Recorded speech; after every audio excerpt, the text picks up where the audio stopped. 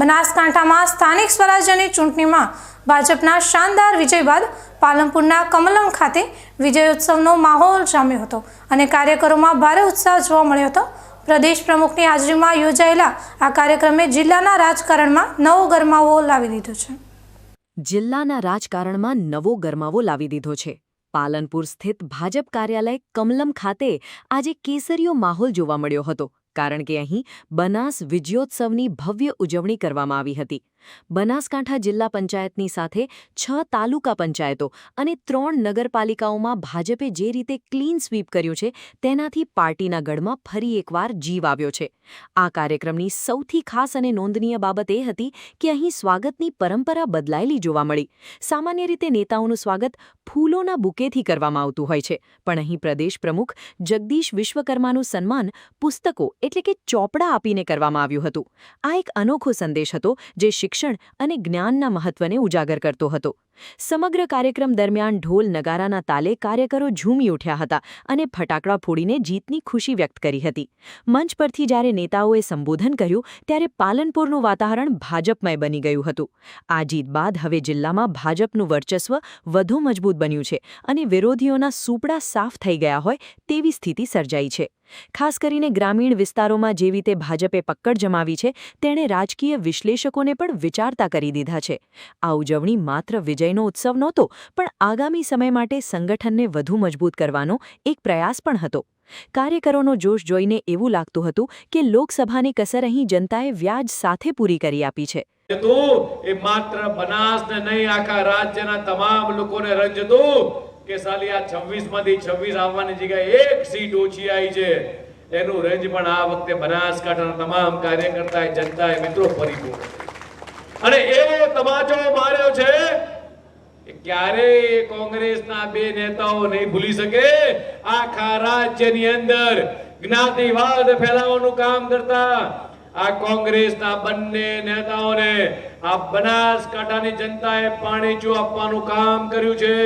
માત્ર જ્ઞાતિવાદ, વર્ગ વિગ્રહ, હું આ સમાજનો નેતા, હું આ સમાજનો નેતા, હું બનાસની બેન, અમે તમારી બેન, તમારું સન્માન કરીએ છીએ, તમે અમારી સૌની બેન છો, પણ તમે જે લોકસભાની અંદર જઈ ગુજરાતની તમામ બહેનોનું, બનાસની તમામ બહેનોનું અને દેશની 70 કરોડ મહિલાઓનું તમે જે અપમાન કર્યું છે નારી વંદના અધિનિયમ અંતર્ગત, આ બનાસની બહેનો ક્યારેય નહીં ભૂલે અને એનો કરારો જવાબ આગામી દિવસોની અંદર અમારી માતા બહેનો તમને તમારા ગઢમાંથી તમારી સીટો એ તમારા સાડીના પલ્લુમાંથી હાંચકી લીધી છે।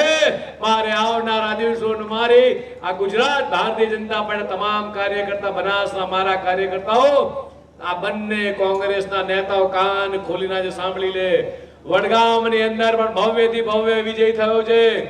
એ જ રીતે વાવ થરાદની અંદર તમારા પોતાના ગઢમાં એ લોકસભા વખતે તમારી પોતાની વિધાનસભાની અંદર અમારા શશિકાંતભાઈ પ્રભારી હતા, એમણે તમારી સીટની અંદર ગાબડું પાડ્યું હતું। આ વખતે તમારા પોતાની સીટની અંદર આ ભારતીય જનતા પાર્ટીનો કાર્યકર્તા, બૂથનો કાર્યકર્તા એ તમારા સાડીના પલ્લુમાંથી બાંધેલી સીટો વાંચકી અને ભગવો લહેરાઈને આવ્યો છે। વિજયોત્સવ દરમિયાન પ્રદેશ પ્રમુખ જગદીશ વિશ્વકર્માએ કાર્યકરોમાં નવો પ્રાણ ફૂંકતા કહ્યું હતું કે આ જીત એ વિકાસની રાજનીતિનો વિજય છે। તેમણે ખૂબ જ નિખાલસતાથી સ્વીકાર્યું હતું કે લોકસભા ચૂંટણીમાં બનાસકાંઠાની બેઠક ગુમાવવાનું દુઃખ પાર્ટીને ચોક્કસ હતું, પણ આ સ્થાનિક સ્વરાજ્યના પરિણામોએ એ ઘા પર મલમ લગાવી દીધો છે। વિશ્વકર્માએ પોતાના ભાષણમાં વિરોધીઓ પર આકરા પ્રહારો કરતા જણાવ્યું કે જનતાએ નકારાત્મક પ્રચાર કરનારાઓને ઘરે બેસાડી દીધા છે। તેમણે નામ લીધા વગર કેટલાક સ્થાનિક નેતાઓ પર નિશાન સાધ્યું અને કહ્યું કે હવે બનાસકાંઠામાં માત્ર ભજવો લહેરાશે। પ્રદેશ પ્રમુખે આ ઐતિહાસિક સફળતાનો તમામ શ્રેય પાયાના કાર્યકરોને આપ્યો હતો, જેમણે કાળઝાળ ગરમીમાં પણ ઘરે ઘરે જઈને સરકારની યોજનાઓ પહોંચાડી હતી। તેમણે સ્પષ્ટ કર્યું કે ભાજપ માટે સત્તા એ સેવા કરવાનું સાધન છે અને જનતાએ જે ભરોસો મૂક્યો છે તેને તૂટવા દેવામાં નહીં આવે। જગદીશ વિશ્વકર્માનું આક્રમક તેવર જોઈને કાર્યકરોમાં પણ ભારે ઉત્સાહ જોવા મળ્યો હતો। આ તકે તેમણે ચૂંટાયેલા પ્રતિનિધિઓને સૂચના આપી હતી કે હવે જીત્યા પછી જનતાની વચ્ચે રહીને તેમના પ્રશ્નો ઉકેલવા એ આપણી પ્રાથમિકતા હોવી જોઈએ। બનાસકાંઠાની ભૂમિ પર ફરી એકવાર સંગઠનની શક્તિનો પરચો જોવા મળ્યો છે અને આ જીત આવનારી વિધાનસભા ચૂંટણીઓ માટે પાયો નાખશે તેમ પણ તેમણે ઉમેર્યું હતું. અને કાર્યકર્તા મિત્રોની વિશેષ ઉપસ્થિતિની અંદર આજનો બનાસ વિજય ઉત્સવનો કાર્યક્રમ યોજાયો, જેમાં બનાસકાંઠાના હજારો કાર્યકર્તાઓની ઉપસ્થિતિ રહી. આજનો કાર્યક્રમ એ બનાસની જનતાનો કાર્યક્રમ હતો.